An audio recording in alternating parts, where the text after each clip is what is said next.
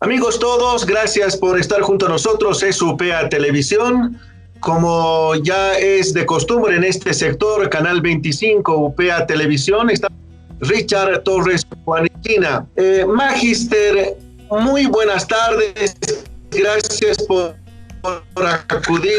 El motivo por el cual nosotros lo hemos invitado es para poder hablar de la nueva educación, entre comillas, nueva educación que se va a plantear tras el coronavirus o en el interín del coronavirus, que son las plataformas virtuales. Buenas tardes, Víctor Hugo. Bueno, muchas gracias por su entrevista y también un saludo mucho a la población y esperemos que por esta pandemia todos nos quedemos en casa por el bien de la salud de todos, ¿no? Primeramente, la pregunta que tú me hacías, ¿qué hacemos ahora con lo que es la nueva educación que se va a hacer después de esta pandemia o de esta cuarentena? ¿O cuál va a ser el nuevo modelo educativo que se va a plantear? Decirles de que estamos hablando de educación virtual o educación online, pero no estamos hablando de un modelo nuevo, por si acaso. Ya este modelo se lo ha implantado no solo en Estados Unidos, también en Europa, y con muchos buenos resultados, ¿no? Al menos muchos profesionales ahora optan por esta opción para tomar estudios no solo en pregrado, sino también en posgrado.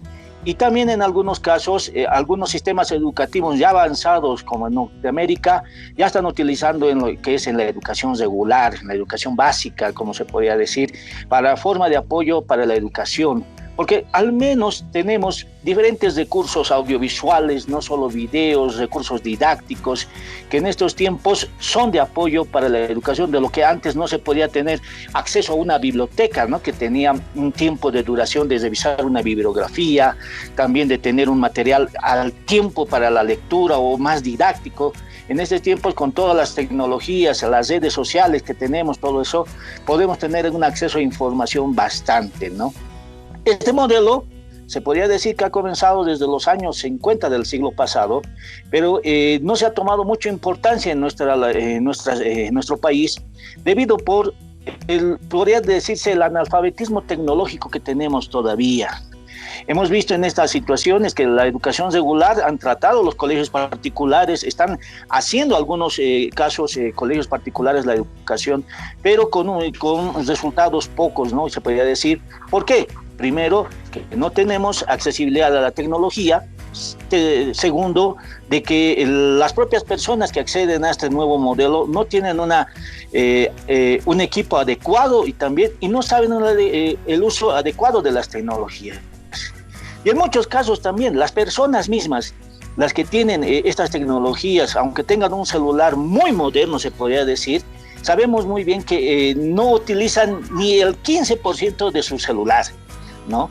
En ese sentido, porque no hay una orientación debida a los nuevos materiales, a los nuevos recursos también, en eso hay una orientación. Entonces, en la educación virtual es lo que se va a requerir en estos tiempos, ¿no? Una accesibilidad de todos estos medios. Entonces, como les decía Víctor Hugo, en nuestro país estamos todavía, como se podría decir, en pañales, ¿no? Hay pocas universidades que han comenzado todo este medio. Podría decirle que la Universidad Autónoma Gabriel Llené Moreno está a unos años avanzados, en donde han implementado, ¿no? Estudios de grabaciones, tecnologías, en un equipo multidisciplinario para poder hacer estos recursos de manera virtual. También en la Universidad Mayor de San Andrés ha habido algunas experiencias, pero en algunos casos se requiere también de la viabilidad del Internet que tenemos en nuestro país.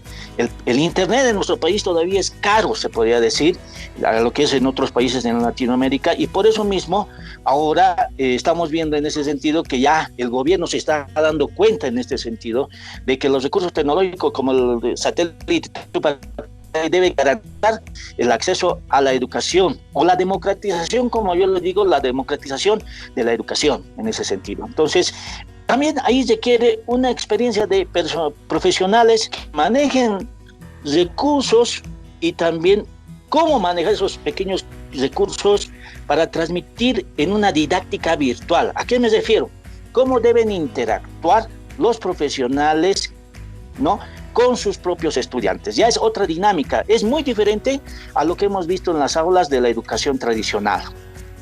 sumado al tema de el internet más caro y más lento en Latinoamérica, acá en Bolivia, ¿qué hacer con estas circunstancias en las cuales nos encontramos, Magister? ¿Qué podemos hacer? Bueno, en esta situación sabemos muy bien que también es un costo muy elevado de los servicios que otorgan diferentes empresas, pero en ahí se requiere tener el material, no se podría decir condensado, sino bien elaborado y bien sintético. Ahí entran los educadores. Los educadores deben tener todos los materiales y darle al estudiante de manera didáctica y sintética para que su buen entendimiento. Obviamente no dejando de lado que haya material de apoyo en este sentido, y también que los profesionales que actualmente tenemos estén capacitados en nuevas redes, ¿no? Nuevas herramientas tecnológicas también. Ejemplo, han ido apareciendo nuevas herramientas como el Zoom, ¿no? Como el Classroom de Google, ¿no? También. Y algunas plataformas que han ido todavía apoyando, son antiguas, pero han ido apoyando, como es el Moodle, casi en todos los cursos, no solo de pregrado, también de posgrado, una plataforma abierta que han utilizado es el Moodle, ¿no? Pero era para, más que todo, poner los materiales que el estudiante puede interactuar a través de foros, también a través de chats, ¿no? Pero en otros casos, también esos recursos se podría decir que se saturan en algún momento y tienen que buscar otras herramientas. Y en este sentido, hay herramientas que han ido saliendo y están a un bajo costo. Actualmente también yo veía ayer en un artículo por Facebook y salía que el Facebook ya también está implementando lo que son las videoconferencias con grupos limitados. Imagínense, una herramienta fácil que podamos tener los docentes de podernos comunicar con nuestros estudiantes, ¿no? Messenger. Bueno, el Messenger se podría decir que ha sido una herramienta antigua, pero también que ha sido en su momento de bastante apoyo para la educación, no solo en estos tiempos, ¿no? ¿Qué alternativas inteligentes usted le daría, Magister, a esos profesionales que, me encantó lo que usted dijo, que no tienen didáctica para poder impartir a clases, didáctica virtual? ¿Cómo darle solución o paliar esta situación en la cual nos encontramos? Nos han pescado con el coronavirus, Magister. Hay veces uno dice, no, pues yo lo sé, tengo mi maestría o tengo mi diplomado, pero finalmente no había sido tan así, Magister. Bueno, primero decirte que, y respondiendo a tu pregunta, lo que debía hacer el docente ahora es primero hacer un diagnóstico. Diagnóstico con qué herramientas tiene el propio estudiante. Sabemos muy bien que tiene un celular de mediana o alta tecnología, pero tiene acceso. Así como el estudiante tiene acceso a sus Facebook, a sus redes sociales, al WhatsApp, todos ellos, debemos hacer el diagnóstico cuál de ellas más utiliza para por ese medio comunicarnos. Y también condensar los materiales, obviamente en ese sentido. ¿A qué me refiero? Un estudiante puede comprar un limitado paquete de megas, pero el problema es que nosotros preparando material que sea muy pesado en las redes y poder descargar, el estudiante no va a poder tener acceso a esa situación, ¿no? Entonces, o a esos materiales para poder realizar el proceso de orientación. Ahora, ¿qué hacemos en la comunicación y en la relación persona a persona, docente y estudiante, en estos medios o estos recursos didácticos? Primero, el docente debe utilizar las herramientas, más que todo como el video. El video puede ser muy didáctico. Yo veía ayer una maestra había preparado un ambiente pequeño, ¿no? En donde podía hacer su pizarra didáctica y darles de manera, se podría decir magistral, una clase que sea con todos sus estudiantes. Esa es una forma. Pero en otros casos debemos recurrir a recursos didácticos que ya están en las redes, que puedan ser orientadores al análisis y la reflexión de esos propios recursos con las temáticas que tengamos en las clases. Ahora, en el último punto que tú decías, que nos ha agarrado de sorpresa este coronavirus, no creo. Estas situaciones al profesional hace mucho tiempo, y esta situación de la educación virtual y la educación online ya se escuchaba hace una década y más todavía con esta apertura de los recursos tecnológicos. Lo que no se podría decir es de que no hemos encontrado, al menos yo lo podría decir en Bolivia, espacios donde nos puedan dar profesionales que hayan intervenido en este ámbito, ¿no? Hemos recurrido a profesionales del exterior que han venido a darnos estas clases sobre recursos didácticos, materiales, elaboración de materiales, videos, todo eso. Pero en algún momento estos cursos no han sido accesibles o por el poco tiempo los propios profesionales no han podido acceder a ello, ¿no? Para poder actualizarse, ¿no? Entonces, en ese sentido, creo que ya era una llamada de atención y ahora creo que ya estamos viendo en esa situación cómo este problema también debemos tomarlo, ¿no? De manera cautelosa y también los recursos para poder afrontar la nueva educación. Pero por otro lado, también estamos viendo un crecimiento no solo de la educación virtual. Hay personas que en algún momento no confiaban en este sistema y ahora lo están confiando porque van a tener el proceso no solo en casa para poderlo desarrollar todos los conocimientos y están apareciendo en diferentes áreas, no solo en las áreas sociales, humanísticas, tecnológicas. Obviamente hay áreas que van a ser muy difíciles de abarcar, pero están sirviendo como apoyo, como en el área de medicina, ¿no? El área de medicina tiene que ser netamente práctica y presencial. Pero no estamos diciendo que estos recursos tecnológicos sirvan de apoyo para mejorar el procedimiento, no solo que se pueda hacer de una cirugía, de lo que se hacía presencialmente a veces cuando había estudiantes de medicina en una operación o en una cirugía, pues tenían que ser presencial. Ahora con un recurso didáctico que el maestro lo pueda utilizar, el estudiante va a poder replicar y retroalimentar sus conocimientos para que pueda tener un mejor avance de sus contenidos que va a tenerlo en pregrado o en alguna formación profesional, ¿no? Entonces, en ese sentido, vamos a tener un crecimiento. Ahora, también con esta situación económica que tiene el país, que va a tener el país, muchos, y va a haber un alto índice de desempleo. Pero cuando hay un alto índice, también hay una alta demanda de profesionales calificados. Y en este sentido, estos profesionales que en algún momento van a estar en esa situación, van a querer buscar cursos de profesionalización o cursos de especialización, pero no lo van a poder hacer de manera virtual porque sabemos que tenemos que tener, va a cambiar la educación, tenemos que tener un distanciamiento social. Y eso va a cambiar también en la educación presencial, ¿no? Y en ese sentido van a tener que optar a lo que es la educación virtual o online. En la clase tengo 20 estudiantes. De esos 20 estudiantes, me imagino en posgrado no hay ningún problema, pero en pregrado sí, y en nivel escolar sí. Me gustaría solamente escuchar su punto de vista. ¿Qué hacer con unos 3, 4 que no tienen ni acceso a internet y no tienen ni celular? Me gustaría escuchar su opinión. ¿Qué hacer con esas personas, con esos jóvenes, con esos niños que no tienen la posibilidad de acceder a internet, que no tienen ni hasta la cobertura para que ellos puedan estudiar o puedan nutrirse y pueda ser democrática la educación? Su comentario, por favor. Bueno, lo primero que podemos decir, evidentemente hay una desigualdad entre los niveles de estudiantes también en el acceso de la información, ¿no? Hay algunos que pueden tener a la mano o de primera mano la información cuando el docente transmite, puede hacer algún envío de alguna tarea o alguna recomendación de materiales, ¿no? Pero en ese sentido también recomendar que los estudiantes son como compañeros también, es un grupo comunitario que entre ellos se pueden distribuir todo el material. Si uno lo puede acceder, lo pueden hacer los otros. Sabemos muy bien que en otros accesos de herramientas, hasta un USB nos puede servir mucho para que podamos llevar todo el material en otro computador accesible o en una carrera, porque sabemos bien que las carreras, por ejemplo, como usted lo decía, en la Ciudad del Alto, la Universidad Pública del Alto, tiene salas de laboratorio, ¿no? Que tiene acceso al estudiante y puede verificar ahí los materiales, ¿no? Lo que sí es evidente que cuando se haga una situación virtual en tiempo real, como lo que estamos haciendo en este momento, va a ser muy difícil que ese estudiante pueda tener acceso.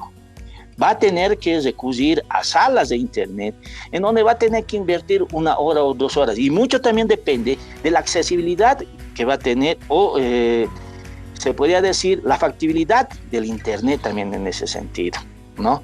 Entonces hay que ver también y programar, y por ello mismo, como en este sentido, si una clase se recomienda quede grabada para que el estudiante pueda tener una retroalimentación. Si no ha sido presente en este momento como una forma de calificación, que ahora lo podemos ver, pues hay docentes que están haciendo en tiempo real, calificando la presencia de los estudiantes, todo ello. Entonces, también tiene que haber una situación que ese material esté colgado en las redes o en una plataforma para que lo pueda descargar y pueda ver qué se ha avanzado en clases, y eso puede ser un material de reproducción constante para que pueda tener, ¿no? Entonces, en ese sentido también podemos decir que hay otros medios también antiguos, como el CD-Zoom, ¿no? También bajar en una máquina para el personal o de algún familiar que puedan mostrar el material en accesibilidad, ¿no? ¿Qué está haciendo la dirección de posgrado de la Universidad Pública del Alto en esta etapa de cuarentena? ¿Cómo va a afrontar ya la modalidad de estudio que se tiene? Semipresencial, presencial, online. ¿Cómo la está viendo, Magister? Bueno, es un punto muy importante que has tocado. Bueno, la dirección de posgrado de la Universidad Pública del Alto ya estaba viendo estos procesos de transformación, no solo a la tecnología educativa, desde hace mucho tiempo. Lastimosamente, por algunos procesos burocráticos que se podría decir, recientemente adjudicamos un data center que nos va a servir justamente para orientar lo que va a ser la educación virtual ahora. Pero no solo tener recursos tecnológicos, hasta los más actualizados o los más potentes, o los que podríamos decirse de última generación. Lo que tenemos que hacer ahora es, como primer paso, cualificar y capacitar y formar a nuestros docentes en esta modalidad. Nosotros ya teníamos programas virtuales, pero ahora los nuevos profesionales que estaban todavía en la educación presencial, ellos tienen que ser capacitados ahora en este proceso. Y como te decía, no solo tiene que ser la capacitación, no solo de estos recursos, sino también de cómo elaborar sus materiales, cómo interactuar, ¿no? Y hay que entrar a un nuevo paradigma de educación en este sentido. Entonces, la dirección de posgrado está ya con sus programas virtuales. Hemos tenido un poco de molestia de los propios participantes en este sentido de cortar las clases presenciales. Los hemos introducido gradualmente a lo que ha sido la educación virtual, pero en cierta medida tenemos que también saber que hay profesionales que todavía creen en la educación presencial, ¿no? De estar en contacto con el propio docente. Pero hay que decirles, si este proceso no están actualizados ahora, más adelante van a ser los propios analfabetos tecnológicos ellos mismos que van a ser. Entonces, en este sentido, ahora estamos preparando programas virtuales, no solo para diferentes temáticas, pero áreas que va a ser muy difícil abordar, como el área tecnológica, el área de salud, que sí o sí debe ser presencial para ver las capacidades de los profesionales, porque es un medio muy responsable, al menos en salud, ¿no? En este sentido. Entonces, ahí ese es el propósito que vamos a ver. ¿En qué escala estamos en el sistema universitario de cursos de posgrado a nivel nacional en el sistema universitario? Decirte que el año pasado hemos hecho 30 programas virtuales, ¿no? En diplomados, y este año hemos comenzado 2 doctorados virtuales, ¿no? Que algo que algunas universidades han comenzado algún tiempo, pero ahora se está reduciendo en esta situación, tal vez por la oferta, podría decir también en el sentido de que el profesional pueda acceder a esos programas, ¿no? Pero ya nos han dado lineamientos. Ejemplo, en las recomendaciones que se dio del CV, nos dijeron, primero, tengan un soporte técnico. La universidad ya lo tiene. Segundo, recursan a los profesionales con formación virtual para complementar un protocolo, o se podría decir un proceso de elaboración de materiales didácticos para lo que va a ser la educación virtual, y ese es nuestro segundo paso que lo vamos a hacer, capacitar a nuestros docentes para poder hacerlo. Y segundo, dar la oferta académica, que esperemos que sean en distintas áreas, no solo en la formación de docente universitario, sino también en diferentes áreas. ¿Cómo estamos a nivel internacional, Magister, teniendo en cuenta que hay doctorados y hasta hubo ya un postdoctorado? ¿Cómo andamos en esa evaluación, Magister, por favor? Eh, lo de CITE de la educación o expandir nuestros conocimientos, al menos en nuestro contexto, todavía sigue siendo un desafío, ¿no? Hemos llegado a todo el tope de formación, hasta postdoctorado. Hemos tenido profesionales, no solo que han venido del extranjero, que han tomado diferentes programas, no solo en maestrías, doctorados, postdoctorados, ¿no? Han tenido una gran asertividad de nuestros programas, pero nos dicen que en algunos casos por la nomenclatura o por la diferente hermenéutica de trabajo, ahí está la carga y el creditaje en algunos casos. Estos programas, todavía nuestro sistema de creditaje en Bolivia no está adecuado a lo que viene a ser Latinoamérica, se podría decir. En algunos hay todavía diferenciaciones con algunos países, y poder trabajar un programa internacional habría que verlo con diferentes países o cómo ver la carga horaria en este sentido, ¿no? Pero en este caso, los profesionales en algunos casos vienen a nuestros programas por la diversidad de contenidos y más que todo por las nomenclaturas que tenemos algunos casos, ¿no? Como investigación científica, como el diplomado de cosmovisión andina, ¿no? Que algunos profesionales del Perú han venido a tomarlo, ¿no? Y hay otros casos como el doctorado en epistemología e investigación, ¿no? Por otra parte, en diplomados se ha dado lo que es educación especial, pero como te decía anteriormente, hay diplomados que todavía requieren de la presencia del estudiante para ver sus capacidades o para ver cómo ha sido el proceso de formación dentro de un programa.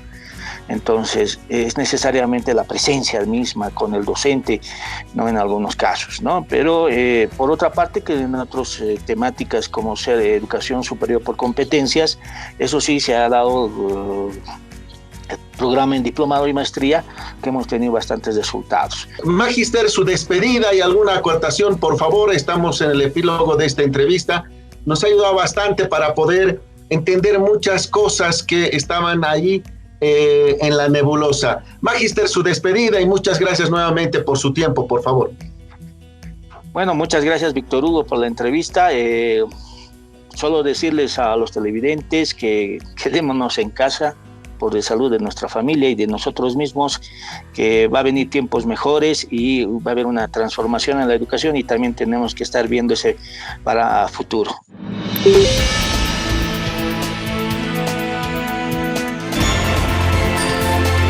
UPEA Televisión.